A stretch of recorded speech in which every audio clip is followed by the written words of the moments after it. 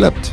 He is asleep the whole time. Kaya nga nung hapon na, nung sinasabi kong matagal na masyado ang usapan niya ng inyong mga abogado, mismo ang mga abogado nagsabi na, paano kami makapag-usap, tulog siya. That's already, pang-stretch na lang talaga. Another blockade para ma-justify na hindi siya maisakay sa aeroplano. Kaya, part ng birthday ko na rin siguro celebration niya. Ito na nga, hambog na general, binaliktad ang mga Duterte sa media. Pero bago ang lahat, maaari kayong mag-subscribe para maging updated sa mga issue at bagong mga balita. Halos mapunit na nga ang bibig sa labis na kasiyahang nadarama nitong si General Torre matapos niyang mapagtagumpay ang arestuhin ang dating Pangulong Rodrigo Duterte. Ani pa ni Torre ay wala umano siyang pakialam sa mga magiging resulta nito dahil makapal naman daw ang kanyang balat. Bongbong Marcos, pinangakuan ng mataas pang posisyon si Torre. Taong bayan, gigil na. Narito ang buong detalye. Ano ba nangyayari sa bayan natin? Especially patungkol dito sa sitwasyon na to. Marami nang pinag-uusapan tungkol sa jurisdiction ng ICC. Ito po'y matagal na rin pong na ipahayag sa pamamagitan po na naging desisyon ng Supreme Court. Hayaan niyo po akong basahin ang sinabi po ng Supreme Court. And I quote, "A state party withdrawing from the Rome Statute must still comply with this provision, Article 1272, that states, a state shall not discharge by reason of its withdrawal from the obligations arising from this statute while it was a party to the statute. Even if it has deposited the instruments of withdrawal, it shall not be discharged from any criminal proceedings. Whatever process was already initiated before the International Criminal Court obliges the state to cooperate." At kung inyo po matatandaan, noong November 2021, panahon pa po ito ni dating Pangulong Duterte, humiling po ang gobyerno po under the administration or under the leadership of former President Duterte. Humingi po sila sa ICC prosecutor to defer then this investigation, claiming that national authorities had begun their own investigation into cases of extrajudicial killings attributed to the police during drug war operations. Upon receipt of the request, the prosecutor temporarily suspended the investigative activities pending his assessment of the request. So in other words, mismong panahon po ni dating Pangulong Duterte, humiling po sila sa ICC prosecutor na ipahinto muna pansamantala yung kanilang pag-iimbestiga. Kung tutusin, meron silang voluntary appearance sa nasabing korte. Kaya lang, noong June 2022, hindi pa po siguro nagkakaroon ng inauguration ang Pangulong Marcos. The court's current prosecutor Karim Khan asked the ICC judges for authorization to resume his investigation. Kasi wala po nakita na substansya or mga tamang pamamalakad para po maituloy ang pag-iimbestiga dito locally. Kaya po minabuting ituloy ang pag-iimbestiga ng ICC. So doon na po tayo pupunta at doon nga po nagkaroon na po ng warrant of arrest. At sinasabi nga po rito that the chamber finds reasonable ground to believe that Mr. Duterte is individually responsible for the crime against humanity of murder of the statute as an indirect co-perpetrator within the meaning of Article 25(3)(a) of the statute committed during the relevant period. So, ang pag-uusapan na po natin ay yung warrant of arrest. Dahil marami po ang kumu-question kung meron bang valid warrant of arrest. So, tanungin po muna natin si General Nick.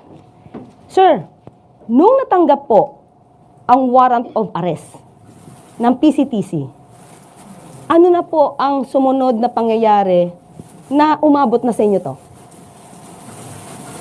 We were requested by PCTC to help implement warrant of arrest.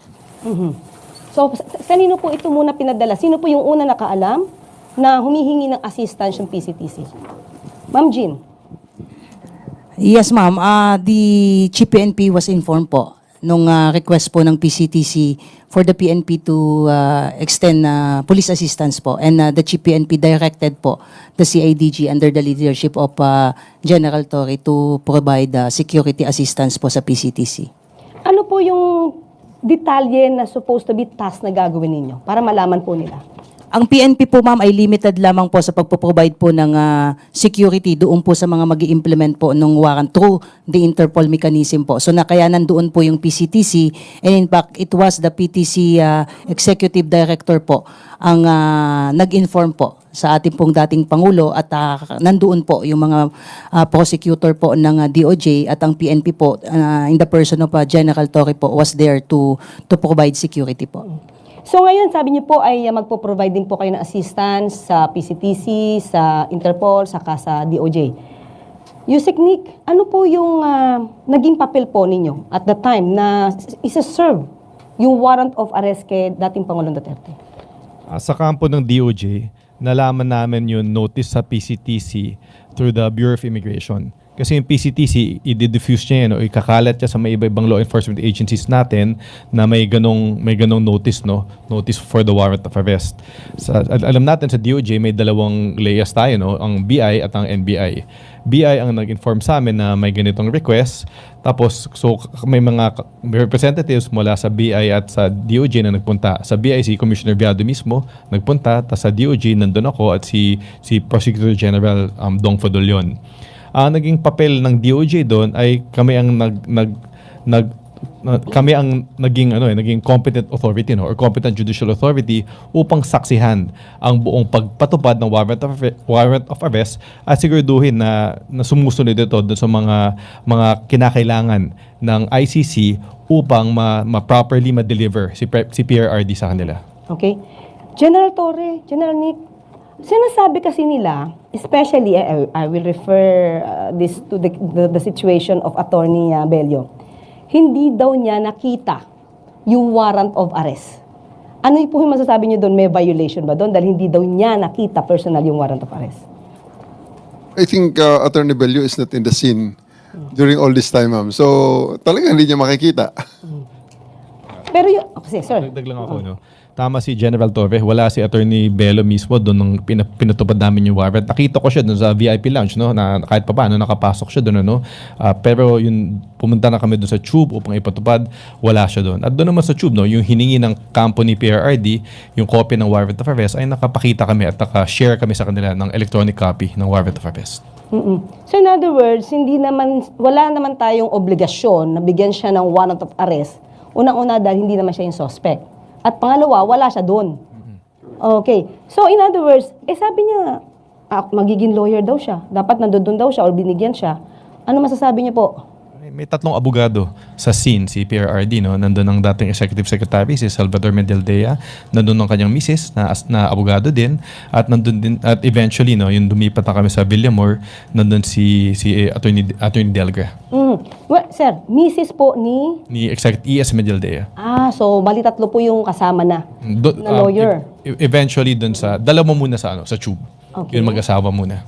Okay, so yung kanyang rights naman, as a suspect, hindi naman siya na-deprive. Ay, hindi na-deprive. In fact, gusto na nga namin ibasa yung Miranda rights niya doon sa tube, pero nakiusap yung mga abogado niya na wag muna. Kaya yung naging pasya ay ilipat siya sa mas secure na area, which was eventually sa Villamor Air Base, at doon na namin, after binigyan sila ng pagkakataon na magpahinga, doon binasa ni General Torre yung Miranda rights niya. So balikan natin, sir, nung sinaserve po yung warrant of arrest. Ano po yung pinakasitwasyon? Nagkagulo ba? Maayos ba? Paano po? Paki-describe po sa amin. Well, sa lahat naman pong stage nung service ng warrant ay okay lang naman. Everyone is calm. Everyone was just expressing each one is expressing his own opinion.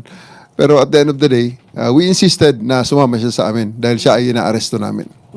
At that time po ba, naka-wheelchair ang dating Pangulong Duterte or normal naman po siya maglakad? He was offered a wheelchair but he declined. So ang wheelchair niya ay ginamit ni ES Medialdea. So physically, ang condition po ni dating Pangulong Duterte at that time ay mukhang maayos naman po. Maayos, ma'am, maayos. Until the end, hanggang sa ngayon, hanggang sa kagabi, nang siya ay nireceive ng ICC, he is fine. And actually, bago bumaba sa plane, he made a video na andyan naman ngayon sa social media. He says that he is fine. Okay. Kay ano po, kay General G naman po, medyo inaano kayo sinasabi, umiiwas daw kayo sa tanong ni Senator Bongo. Paano niyo po ba itong sasagutin? Ganito po kasi ma'am yung nangyari nun ma'am. Nung maisakay na po at lilipat na po sila sa Villamor, susunod po si Chief PNP. I was supposed to board po yung sasakyan ni Chief PNP at paalis na po. Kaso nasakay yung pinto ng van, umandar na po yung sasakyan niya. Humahabol po ako. Hindi ko po iniwasan with due respect po kay Senator Bongo. Kung na-offend po siya, pasensya na po. Pero there was no intention on my part na takbuhan siya. It so happened na hinahabol ko po yung convoy. Kaya po tumakbo po ako palayo po doon sa direction po nila. So from there, sa airport, dinala siya sa Villamor Air Base? Tama po ma'am. Yes, ma'am. Okay. Nung nakapasok na siya at dinala siya sa Villamor Air Base, General Torre, paki-describe. Kasi kanina may kinukwento po kayo na naging relax naman yata ang Pangulo at umupo siya sa kanyang sa sila ng Pangulo. Paki-describe nga po yun. Well, ang particular place kasi sa Villamor is the 250th Presidential Airlift Wing. Yun po ang lounge ng presidente ng Pilipinas. At doon din siya, nung siya ang presidente, doon siya naupo sa same seat na para sa ngayong presidente. Pinabigyan po namin, pati po ang kanyang mga kasamahan, they were there in the most comfortable lounge, arguably sa kahit na anong airport natin sa buong Pilipinas. Ilan po ang nakasama sa loob po nitong lounge na to? Hindi na po namin nabilang sa ngayon. I'll give you the exact, hindi ko na po nakita ma'am sa buong accounting namin. Pero yung matatandaan niyo po, sino po yung nakasama ni dating Pangulong Duterte sa lounge? Nandun po aside from former PRRD, nandun po si Hanelet, yung anak niyang si Kitty, andun ang mag-asawang Mijaldea, andun si Attorney Delgra, andun ang tatlong retired generals, retired generals at ang kanilang mga spouses. Tapos may several people pa kasi puno ho ang lounge Napakarami po nila. Puno ho sila sa isang coaster. Nang dinala namin sila mula doon sa exit gate ng NAIA hanggang sa lounge ay nasa bus po sila ng PNP sa coaster po. Puno po. Ang nakwento nyo rin po kanina, parang dapat na umalalay, tama po ba ako, mga kababaihan ng kapulisan natin. At from start to finish, not one of our people touched PRRD. I did not allow it. The only people who touched him are his bodyguards. Nandun ho si Romy, yung bodyguard niyang sundalo. May dalawa pang bodyguard na ito talaga yung umaalalay sa kanya, si Romy. Plus ang isang personal nurse na isang police. Then may isa pang sundalo na bodyguard na lalaki at isa pang police na bodyguard na lalaki. So yun lang po ang mga taong humahawak sa kanya diretso aside from his family and parts of his entourage. Wala po sa mga police at hindi po namin hinawakan kailanman si PRRD. Totoo po ba na yung mga nag-implement po nito, nagsuot po kayo ng body camera? Meron po tayong mga body camera, ma'am. Kompleto po tayo. More than enough ang mga body camera and also the alternative recording devices na record po namin. Pati yung mga cellphones. Pati rin po sila, may mga cellphones po. Wala po tayong deprived doon. So, doon po na sa panahon na siya po ay nasa Villamor Air Base, nandun po siya sa lounge, paano naman po yung kanyang pagkain? Kasi parang nababalitaan natin, nag-deprive ng pagkain, kaya kailangan magdala ng pizza itong si Senator Bongo. Paki-describe nga po ang sitwasyon doon. Wala pong deprivation at any moment ng kanilang right to food and water. In fact, dinideliver pa nga namin And they're just the one declining na lang dahil sobra namang pagkain talaga Sobra namang dami. At may delivery sila, may pa-deliver sila, may pabigay din kami. So, there's really no problem and hindi ito tama ang contention na dideprive namin ng food. So, nakapasok naman po yung isang box ng pizza na pinabili ni Senator Bongo. Hindi ko na po nakita yung pizza na yun, pero napakarami talaga ng pagkain Kaya, part ng birthday ko na rin siguro celebration niya. Nagse-celebrate. But anyway, yung naging condition po ba ni dating Pangulong Duterte? Tumaas po ba yung sugar level niya? Bumaba? Anong meron? Or wala? Sa buong time po na nandun kami sa holding area, meron pong PNP doctor, dumating ang kanyang mga personal doctors, may mga nurses galing sa PNP, at dumating din ang chief ng hospital ng Villamor Air Base Hospital.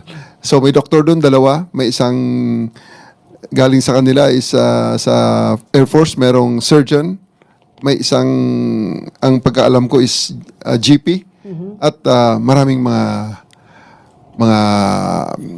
nurses. So medical personnel, pati ang kanyang personal doctor ay nakarating po. Okay. So in other words, lahat ng medical needs na kailangan ni dating Pangulong Duterte ay accessible naman sa kanya. Ma-access niya agad, makukuha niya agad kung kinakailangan.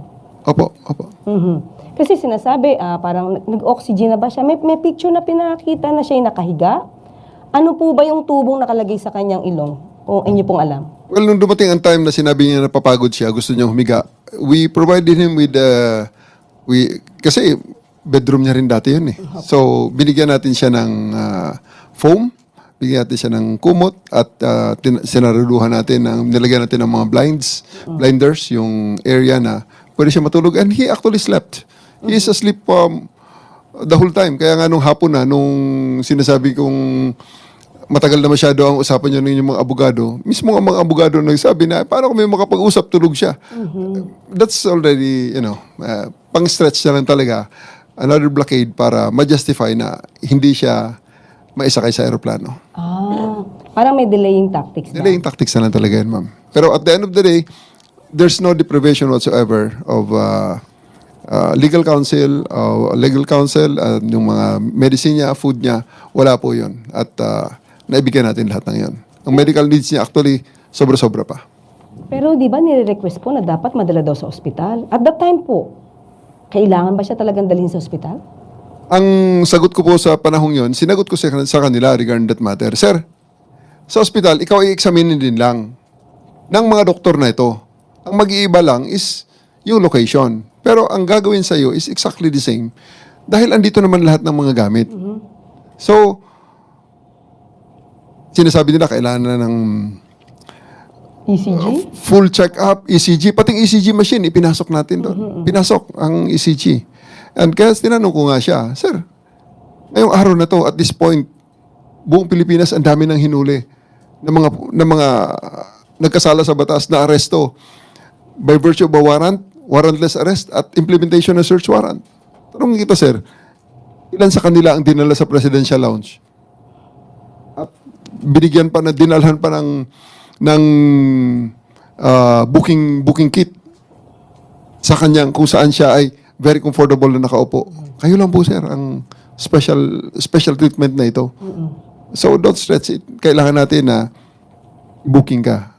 Na until the end ay hindi siya pumayag. Sir, nakita natin sa ibang videos, baka yung ibang mga kababayan natin hindi alam. Kayo po ba'y nagbasa ng rights po ni dating Pangulong Duterte?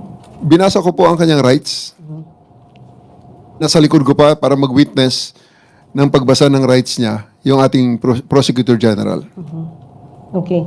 So, at the time, nung umpisa, hindi ko alam kung hanggang saan po, General Torre, may natanggap ba kayong harassment, physical na panghaharas sa inyo, or verbal? May natanggap po ba kayo at the time? Physical po ay itinulak ako ni Hanelet. Tinabig niya ako. At malakas ang pagkatabig niya nung nagkasalubong kami sa hallway. Nasa video naman, minura ako ng kanyang anak.